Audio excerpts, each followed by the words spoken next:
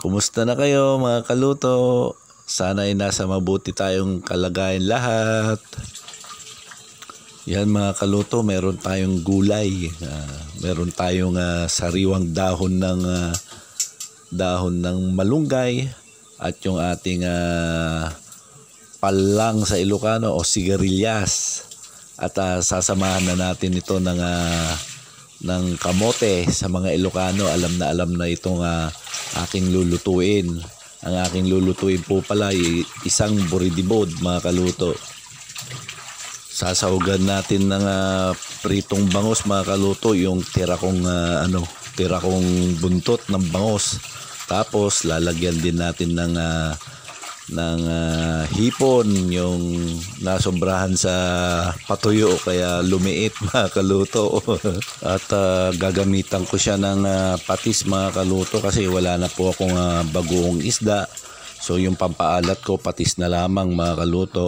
At yung ating pampalasa ay yung ating chicken cubes mga kaluto. Siya po yung gagamitin kong pampalasa. Samahan nyo akong maghiwa ng mga gulay mga kaluto. Unahin na natin yung ating sigarilyas. At pagkatapos niyan mga kaluto ay isunod na natin yung ating tekamuts mga kaluto.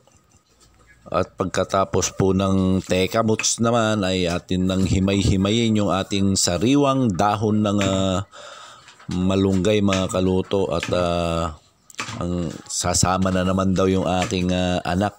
Sasabay sa pagkain mamaya tong ating buridibod mga kaluto. Mga kaluto, kapag sinabing buridibod ay linalagyan po ng kamote. At siyang magpapatamis po nito itong ating lulutuing gulay. Pero ang buridibod po ay isang klase ng dinengdeng sa mga Ilocano mga kaluto, na hinahaluan ng inihaw or prinitong isda mga kaluto. Or linalagyan din po ng dried na hipon mga kaluto. At syempre yung bagoong isda, hindi yan mawawala sa buridibod mga kaluto or dinengdeng mga kaluto. Pero ako gumamit po ako ng patis dito kasi nga po naubusan na po ako ng bagoong isda. Yan na nga mga kaluto, at tapos na nating slicein yung ating tekamuts. Ngayon naman ay himay-himay na natin yung ating sariwang dahon ng malunggay mga kaluto. At kapag ako'y naghihimay ng ating malunggay, hindi ko na po siya tinatanggalan ng yung tangkay na maliliit mga kaluto. Sinasama ko na po yun. Kasi nga po fiber po yan, so pwedeng maaring siya po ang maglinis sa ating bituka or intestine mga kaluto. So iyan na mga kaluto, bali 2 bao lang po ng tubig ang aking isasabaw dyan. At pagkatapos po niyan ilalagay ko na po yung ating tekamuts. Yan, lutuin na po natin. Halikayo't samahin niyo po ako mga kaluto.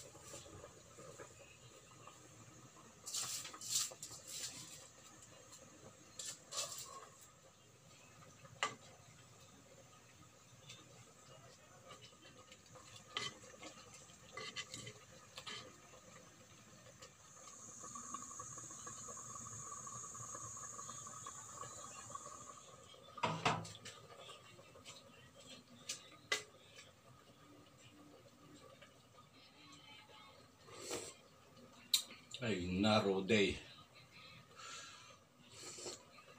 Mayak.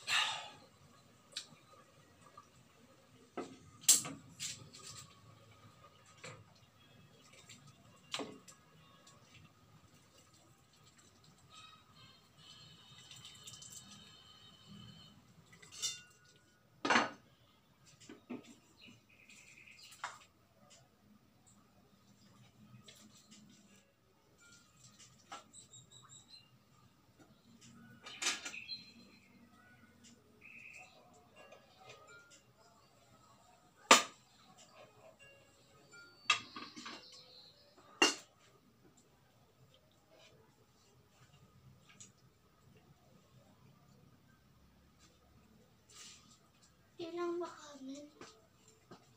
Naubos mo, dadagdagan natin. Tikon. Ha? Dagdagan mo pa ng kanin. Papa. Dagdagan mo. Pray muna tayo. Lord, maraming salamat po sa pagkain ito. Linisin mo, Panginoon, at siyang maging kalakasan namin. Maraming salamat, Panginoon, sa mga biyayang pinagkaloob mo at sa pag-iingat mo sa aming kalusugan. Ang lahat ng ito ay dinudulog namin. In Jesus' name we pray. Amen. Mamantayon kakabsat!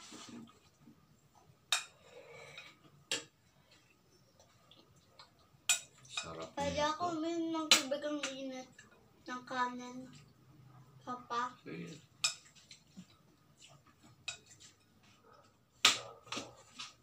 Ito ang buridibot. Hanggang sa muli mga kaluto at laging magdarasal, count your blessing and stay positive.